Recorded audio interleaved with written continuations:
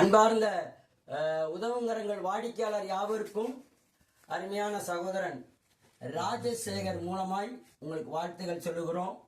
இந்த ராஜசேகருக்கு 6 வருஷத்துக்கு முன்னாடி ஒரு கால் எடுக்கப்பட்டது. அதற்கு பிறகு 3 வருஷம் கழிச்சு இந்த கால் எடுக்கப்பட்டது. இவர் ஒரு கட்டிங் மாஸ்டர், அதாவது பியூட்டி பார்லர் ஒரு கட்டிங் மாஸ்டராக இருந்தார். நின்றுக்கிட்டே வேலை பார்த்தனால இவரால் என்ன பண்ண முடியல, அந்த கால் வெரிகோஸ் வந்து அதிகமாக ஏறி இவருக்கு 2 காலுமே எடுத்துட்டாங்க.